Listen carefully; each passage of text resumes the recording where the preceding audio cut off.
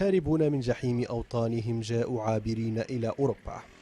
وضعوا هنا في مدينة العامرة بعد فض وجودهم وسط محافظة صفاقس بتونس. لا يبدو أن وجودهم مألوف لدى أهالي المنطقة الذين يرون المهاجرين غير النظاميين سببا في مشاكل صحية وتموينية. فوضى، قلة الخبز، قلة المواد الغذائية، معبية بهم القهوي.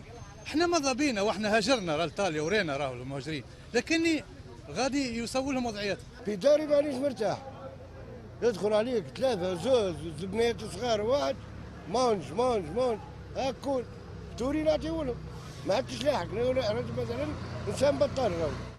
صعب عليهم الاندماج هنا أيضا، فاختاروا أن يكونوا في حقول الزيتون بعيدا عن الأعين استعدادا للمغادرة.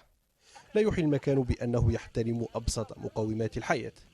فاطمة من الكوت ديفوار صاحبة إحدى قصص اللجوء التي لم يكتمل طريقها بعد.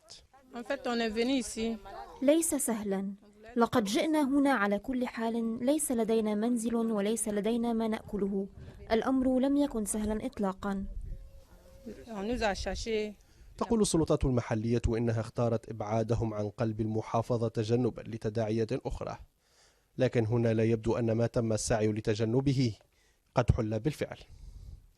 الوضع هو ولي صفاقس ما تجزأش، مش جزء، هي هم ربما كانوا في الساحات العامة، واحنا عملنا اجتماع مجلس جهوي وخذينا قرار باش نفرغوا الساحات العامة هذه، خاطر كانت عندها رواسب كبيرة، الأوساخ والأمراض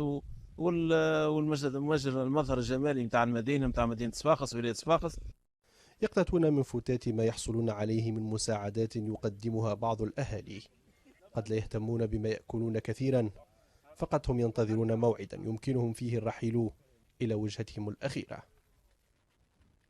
ضاقت بهم شوارع المدينة وآوتهم حقول الزيتون. مئات المهاجرين غير النظاميين وجدوا أنفسهم هنا تحت أشعة الشمس الحارقة، لعلهم يحصلون على دور في المغادرة نحو أوروبا.